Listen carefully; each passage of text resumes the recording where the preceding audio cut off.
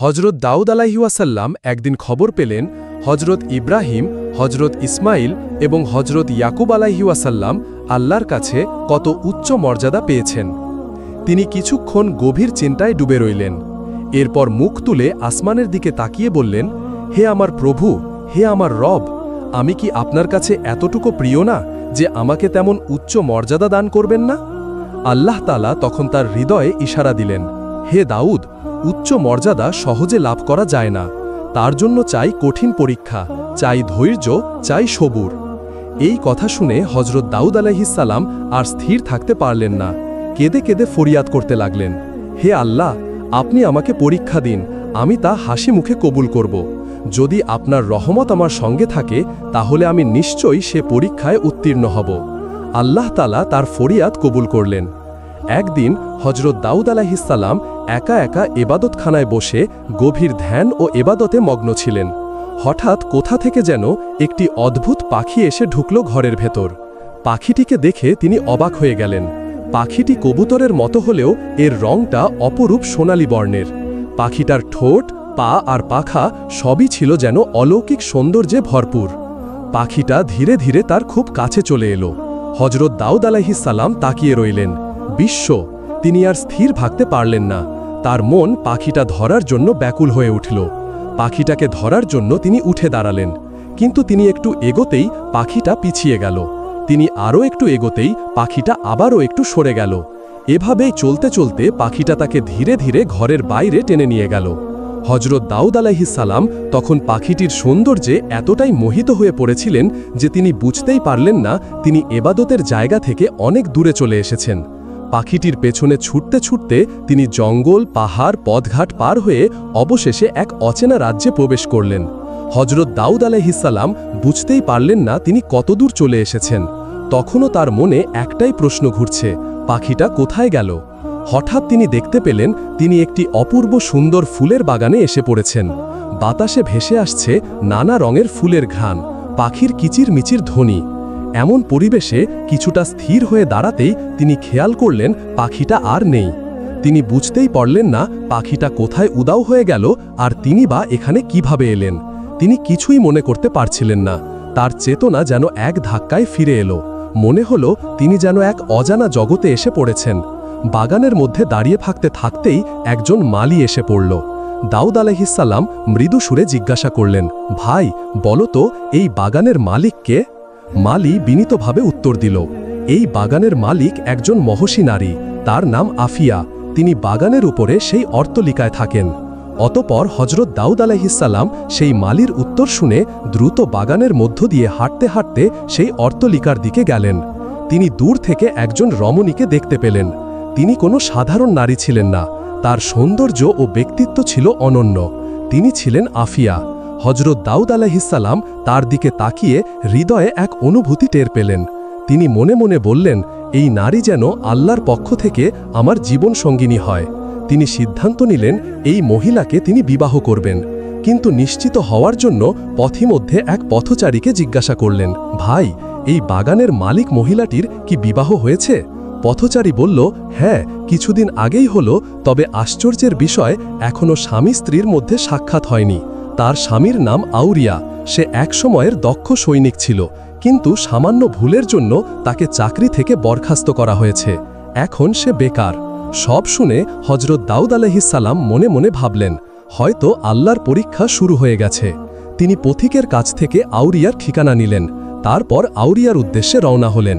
সেখানে পৌঁছাতে কিছু সময়ের মধ্যেই আউরিয়ার সাধারণ পোশাকে হজরত দাউদ আলাইহিসসালাম সামনে এসে হাজির হল। তিনি মাথা নিচু করে দাঁড়িয়েছিলেন। আউরিয়া বিনয় ভরা কণ্ঠে বলল, হুজুর, আপনি আমার গরিব ঘরে পা রাখলেন, আমি সত্যি কৃতজ্ঞ। হজরত দাউদ আলাইহিসসালাম হাসি মুখে বললেন, আমি অনেকের মুখে তোমার প্রশংসা শুনেছি। তুমি এক সময় এক মহান সৈনিক ছিলে। আজ আমি তোমার কাছে একটি প্রস্তাব নিয়ে এসেছি। আউরিয়া চমকে উঠল। সে বলল, আমার জন্য প্রস্তাব? কিসের প্রস্তাব, হুজুর? হজরত দাউদ আলাইহিসসালাম বললেন, আমার রাজ্যে এখন একজন দক্ষ সেনাপতির প্রয়োজন। আমি চাই তুমি সেই দায়িত্ব নাও। যেটুকু ভুলে তুমি চাকরি হারিয়েছ সেটার কোনো মূল্যই আমার কাছে নেই। আমি তোমাকে সেনাপতি হিসেবে নিয়োগ দিতে চাই। আউরিয়া হতদম্ব হয়ে গেল।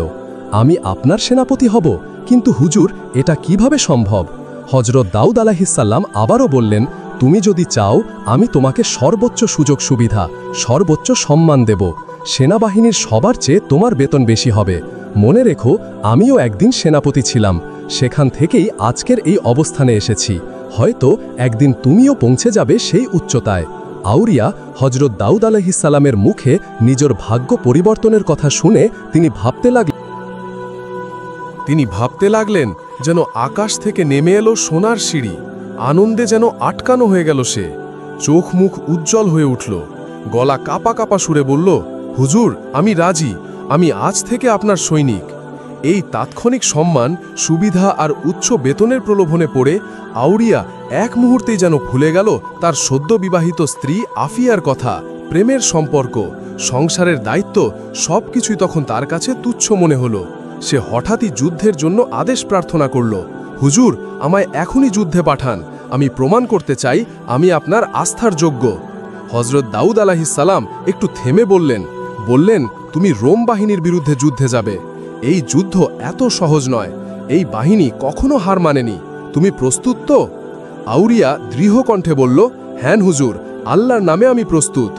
চোখে অদম্য সাহস নিয়ে আউরিয়া যুদ্ধে রওনা দিল। সে রোম বাহিনীর বিপক্ষে এমন সাহসিকতা দেখালো যে অল্প কিছুদিনের মধ্যেই পুরো এলাকা জয় করে ফেলল। সেখানকার লোকেরা বিশ্বে হতবাক হয়ে গেল। এই রোম বাহিনীকে তো কেউ কখনো হারাতে পারেনি। আউরিয়া একাই ইতিহাস বদলে দিল কিভাবে। জয় করার পর সে আবার এক নতুন যুদ্ধক্ষেত্র নাতিকার দিকে অগ্রসর হল। সেখানে একদিন প্রচণ্ড বীরত্বের সাথে যুদ্ধ করতে গিয়ে সে শহীদ হয়ে গেল। আউরিয়ার মৃত্যুতে তার সৈনিকরা কান্নায় ভেঙে পড়ল, কিন্তু তারা হতাশ হল না। আউরিয়ার সাহসিকতা তাদের অনুপ্রেরণা দিল। তারা লড়াই চালিয়ে গেল এবং শেষ পর্যন্ত বিজয়ও তাদেরই হল। আউরিয়ার মৃত্যুর খবর শুনে হজরত দাউদ আলাইহিসসালাম গভীর চিন্তায় ডুবে গেলেন। সে ছিল সাহসী, সে ছিল নিবেদিত। রাজ্য জুড়ে 1 বছরের জন্য শোক পালনের ঘোষণা দিলেন তিনি। এরপর একদিন তিনি আফিয়ার কাছে বিবাহের প্রস্তাব পাঠালেন। আফিয়া প্রথমে বিস্ময়ে হতবাক হয়ে গেলেন। তারপর একাকিত্ব ও ভবিষ্যতের কথা চিন্তা করে শান্তভাবে বললেন, এটাই হয়তো আমার কিসমত, আমি এই বিবাহে রাজি।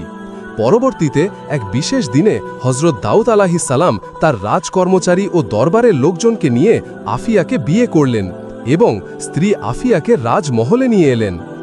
আফিয়াকে বিয়ের আগেও হজরত দাউদ আলাইহিসসালামের একাধিক স্ত্রী ছিলেন, কিন্তু আফিয়া ছিল তার শেষ স্ত্রী। তার গর্ভ থেকেই জন্ম নিলেন ইতিহাসের সর্বশ্রেষ্ঠ শাসক হজরত সুলাইমান আলাইহিসসালাম। তিনি ছিলেন এমন একজন বাদশাহ যিনি শুধু মানুষের নয়, জিন, পশু পাখি, বাতাস, পানি সব কিছুর একছত্র অধিপতি ছিলেন। তিনি আল্লাহর নির্দেশে হজরত দাউদ আলাইহিসসালাম রাজকার্য পরিচালনায় ব্যস্ত হয়ে উঠলেন। প্রতিদিন তিনি দরবারে বসতেন, বিচার ফয়সালা করতেন। এমনই একদিন 2 ব্যক্তি হজরত দাউদ আলাইহিসসালামের রাজদরবারে এসে হাজির হল। একজন বলল, হুজুর, এই লোকটির ছাগলের পাল আমার ক্ষেতের সব ফসল খেয়ে ফেলেছে, আপনি আমার ক্ষতিপূরণের ব্যবস্থা করুন। হজরত দাউদ আলাইহিসসালাম রাজকর্মচারীদেরকে আদেশ দিলেন, দেখো তো ছাগলগুলোর দাম কত আর ক্ষেতের ক্ষতির পরিমাণ কত। কর্মচারীগণ সব হিসাব করে জানালেন, হুজুর, ক্ষেতের ক্ষতি ছাগলের দামের চেয়ে অনেক বেশি। তখন দাউদ আলাইহিসসালাম বললেন, তাহলে ঠিক আছে, ক্ষেতওয়ালাকে বলো এই ছাগলগুলো এখন থেকে তোমার, এগুলোই হবে তোমার ফসলের ক্ষতিপূরণ। এই রায় পেয়ে ক্ষেতওয়ালা তো বেশ খুশি, কিন্তু ছাগলওয়ালার চোখ দিয়ে অজরে জল পড়ছিল। সে দরবার থেকে কাঁদতে কাঁদতে বের হয়ে যাচ্ছিল। হঠাৎ দরজার পাশে দাঁড়িয়ে থাকা হজরত সুলাইমান আলাইহিসসালাম, তখন মাত্র 7 বছর বয়স, শিশু, তার চোখে পড়ল এই দৃশ্য। তিনি এগিয়ে এসে মমতা ভরে জিজ্ঞাসা করলেন, চাচা, আপনি কাঁদছেন কেন? লোকটি দীর্ঘশ্বাস ফেলে বলল, বাবা, এই কান্নার কথা বলে আর কি হবে? নিজে খলিফা দাউদ আলাইহিসসালাম আমাদের মামলার রায় দিয়েছেন, তাতে আমি সব হারিয়ে পথে বসেছি, তাই আল্লাহর কাছে কান্না করছি। হজরত সুলাইমান আলাইহিসসালাম কৌতূহল নিয়ে বললেন, আপনার মামলাটা কি ছিল? লোকটি বলল, আমার ছাগলের পাল আমার প্রতিবেশীর ক্ষেতে ঢুকে তার ফসল খেয়ে ফেলেছে, তাই খলিফা রায় দিয়েছেন আমার সব ছাগলই তাকে দিয়ে দিতে হবে। এখন আমি নিঃস্ব, আমার পরিবার ছাগলের দুধ বিক্রি করে বেঁচে থাকত, এখন তো সেই উপারও নেই। ছোট্ট সুলাইমান একটু ভাবলেন, তারপর বললেন, আপনি আবার খলিফার দরবারে যান, সেখানে গিয়ে বলুন, হুজুর, মামলার ব্যাপারটা যদি আরেকটু ভেবে রায় দিতেন তাহলে আমি বেঁচে যেতাম, আমার তো বেঁচে থাকার আর কোনো উপায় নেই। লোকটি আশার আলো পেয়ে বলল, আচ্ছা শাহজাদা, আমি আপনার কথা মতোই কাজ করব। সে আবার হজরত দাউদ আলাইহিস সালামের দরবারে গেল, বিনয়ের সাথে বলল, হুজুর, আপনি যদি একটু ভেবে আবার রায় দিতেন তবে আমিও আমার পরিবার নিয়ে বেঁচে যেতাম। হজরত দাউদ আলাইহিস সালাম আশ্চর্য হয়ে জিজ্ঞাসা করলেন, তোমাকে এই কথা কে শিখিয়ে দিল? লোকটি মাথা নিচু করে বলল, আপনার পুত্র শাহজাদা সুলাইমান। হজরত দাউদ আলাইহিস সালাম তখন সাথে সাথে হজরত সুলাইমান আলাইহিস সালামকে ডেকে পাঠালেন। শিশু সুলাইমান আলাইহিস সালাম এসে উপস্থিত হলে দাউদ আলাইহিস সালাম গম্ভীর গলায় বললেন, হে সুলাইমান, তুমি কি মনে করো আমার বিচার ন্যায়সঙ্গত হয়নি? সুলাইমান আলাইহিস সালাম শান্তভাবে উত্তর দিলেন, হয়েছে তো বটেই, কিন্তু বিচারটি আরও সখ্য হতে পারত। হজরত দাউদ আলাইহিস সালাম একটু হাসলেন, আচ্ছা, তুমি যদি এই বিচার করতে তাহলে কিভাবে করতে? হজরত সুলাইমান আলাইহিস সালাম মাথা নিচু করে বলল, আপনি যদি আদেশ করেন তবে আমি বলি। হজরত দাউদ আলাইহিস সালাম বললেন, ঠিক আছে, আমি তোমাকে আদেশ দিলাম, বলো। হজরত সুলাইমান আলাইহিস সালাম বললেন, আমার মতে বিচারটা এমন হওয়া উচিত, ছাগলগুলো আপাতত ক্ষেতওয়ালার জিম্মায় থাকবে। সে এই ছাগলের দুধ খাবে আর ছাগলওয়ালা তার ক্ষেতে কাজ করবে, পানি দেবে। যেদিন ক্ষেত আবার আগের মতো সবুজ ও উৎপাদনক্ষম হবে, সেদিন ক্ষেতওয়ালা ছাগলগুলো ছাগলওয়ালার কাছে কিরিয়ে দেবে। এই কথা শুনে হজরত দাউদ আলাইহিস সালাম খুশি হয়ে বললেন, হে সুলাইমান, তোমার রায়টি সত্যি উত্তম, অতএব এটাই কার্যকারী হবে। হজরত দাউদ আলাইহিস সালাম হজরত সুলাইমান আলাইহিস ওয়াসাল্লামের বিচার ক্ষমতা দেখে তখনই মনে করেছিলেন যে আল্লাহ তাআলা একদিন তাকে যুগের শ্রেষ্ঠ মর্যাদাবান করে প্রতিষ্ঠিত করবেন। এমনি আরেক দিন হজরত দাউদ আলাইহিস সালাম রাজ দরবারে বসেছিলেন। ঠিক তখনই এক বয়স্ক নারী কাঁপা কাঁপা পায়ে তার দরবারে এসে হাজির হলেন। তার চোখে মুখে চিন্তার ছাপ। হজরত দাউদ আলাইহিস সালাম স্নেহ ভরে বললেন, এসো মা, কি সমস্যা তোমার? বৃদ্ধা দীর্ঘশ্বাস ফেলে বলল, হে আল্লাহর খালিফা, আমার ঘরে না খেয়ে আছে আমার ছেলে মেয়ে আর কিছু মেহমান। ভাবলাম কিছু আটা এনে তাদের জন্য রুটি বানাবো। বাজার থেকে সামান্য কিছু আটা কিনে বাড়িতে ফিরছিলাম, হঠাৎ এক ঝাপটা বাতাস এসে পুরো আটাগুলো উড়িয়ে নিয়ে গেল। এখন বুঝতে পারছি না ফিরে গিয়ে আমি তাদের সামনে কি নিয়ে দাঁড়াবো। ঘরে আর কিছুই নেই হুজুর, দয়া করে বাতাসের বিচার করুন। এই কথা শুনে হজরত দাউদ আলাইহিস সালাম থমকে গেলেন, কিছুটা হতবাক। তারপর মমতাময় কণ্ঠে বললেন, মা, বাতাস তো আমার অধীনে নয়, তাকে হাজিরও করতে পারি না আমি, তাই আমি কিভাবে তার বিচার করব? তবে চিন্তা করো না, আমি আমার পক্ষ থেকে তোমাকে 5 সের আটা দিচ্ছি, তা দিয়ে তুমি রুটি বানিয়ে মেহমানদের আপ্যায়ন করো। বৃদ্ধা কৃতজ্ঞ চোখে চেয়ে বললেন, আল্লাহ আপনার মঙ্গল করুন। হুজুর, হজরত দাউদ আলাইহিস সালাম নিজ হাতে তাকে আটা দিলেন। বৃদ্ধা চোখে জল নিয়ে দরবার থেকে বের হয়ে এলেন। ঠিক তখনই সামনে দিয়ে হেঁটে যাচ্ছিলেন ছোট্ট শাহজাদা সুলাইমান আলাইহিস সালাম। বৃদ্ধার মুখে কষ্টের ছাপ দেখে থমকে গেলেন তিনি। তারপর সুলাইমান আলাইহিস সালাম সেই বৃদ্ধাকে জিজ্ঞাসা করলেন, হে আম্মাজান, আপনি খালিফার দরবার থেকে আসছেন? বৃদ্ধা মাথা নাড়িয়ে বললেন, হ্যাঁ বাবা, গিয়েছিলাম একটি অভিযোগ জানাতে, তবে তিনি আমার বিচার না করে কিছু আটা দিয়ে আমাকে বিদায় দিয়েছেন। এই কথা শুনে হজরত সুলাইমান আলাইহিস সালাম একটু কৌতূহল নিয়ে বললেন, বিস্তারিত বলুন তো মা, কি ঘটেছে আপনার সাথে? বৃদ্ধা এক টানে সব বললেন, আটা কেনা, বাতাসে উড়ে যাওয়া, বিচার চাওয়া আর বিচার না পেয়ে দান নিয়ে ফিরে আসা। ছোট্ট সুলাইমান তখন গম্ভীর হয়ে বললেন, আম্মাজান, আপনি আবার খালিফার দরবারে যান, তাকে বলুন, হুজুর, আমি আপনার দরবারে বিচার প্রার্থী হয়ে এসেছি, ভিক্ষা নিতে আসিনি, আমি দান নিতে রাজি নই, আমি ন্যায় বিচার চাই। বৃদ্ধা এবারও হজরত সুলাইমান আলাইহিস সালামের পরামর্শে সাহস সঞ্চয় করে দ্বিতীয়বার খালিফা হজরত দাউদ আলাইহিস সালামের দরবারে উপস্থিত হলেন। সেখানে গিয়া বললেন, হুজুর, আপনি আমার অভিযোগের বিচার না করে আমাকে আরও কিছু আটা দিয়ে বিদায় করছেন, কিন্তু বিচার প্রার্থী হয়ে আমি এসেছি, ভিক্ষার আশায় না। আপনি যদি এভাবে ভিক্ষা দিয়ে আমাদের ফেরান, তাহলে কিয়ামতের দিন কিভাবে বলবেন আপনি ন্যায়ের খালিফা ছিলেন? হজরত দাউদ আলাইহিস সালাম এবার একটু থমকে গেলেন, তিনি চিন্তায় পড়ে গেলেন। মৃদু কণ্ঠে বললেন, মা, কে তোমাকে এসব কথা বলেছে? বৃদ্ধা মাথা নিচু করে বললেন, হুজুর, আপনারই শাহজাদা হজরত সুলাইমান আলাইহিস সালাম আমাকে এই কথাগুলো বলার পরামর্শ দিয়েছেন। এই কথা শুনেই হজরত দাউদ আলাইহিস সালাম রাজ দরবারে তৎক্ষণাৎ তার পুত্র সুলাইমান আলাইহিস সালামকে ডেকে পাঠালেন। সুলাইমান আলাইহিস সালাম দরবারে এসে সালাম করলেন। পিতা তখন একটু রাগান্বিত সুরে বললেন, তুমি কেন বারবার বৃদ্ধাকে আমার কাছে পাঠাচ্ছ? তুমি কি জানো, বাতাস তো আমার অধীনে নয়, আমি কি বাতাসকে এখানে এনে তার বিচার করতে পারবো? এটা তো অসম্ভব এক দাবি। তুমি আমাকে বারবার এভাবে হয়রান করছো কেন? পিতার এই কথা শুনে হজরত সুলাইমান আলাইহিসসালাম শান্ত সুরে মাথা নিচু করে বললেন, হে আল্লাহর খালিফা, আপনি তো আল্লাহর নিকট প্রার্থনা করলে বাতাস অবশ্যই আপনার সম্মুখে হাজির হবে। তখন আপনি তার জবানবন্দি শুনে ন্যায়ের বিচারে সিদ্ধান্ত নিতে পারবেন।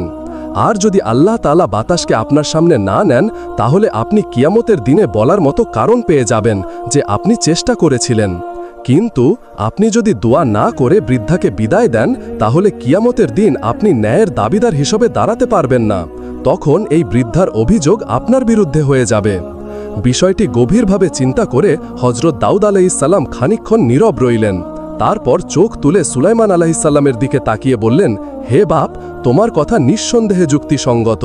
অতএব চলো আমরা বাবা ছেলে একসাথে আল্লাহর দরবারে দোয়া করি যেন বাতাস আমাদের সম্মুখে হাজির হয়।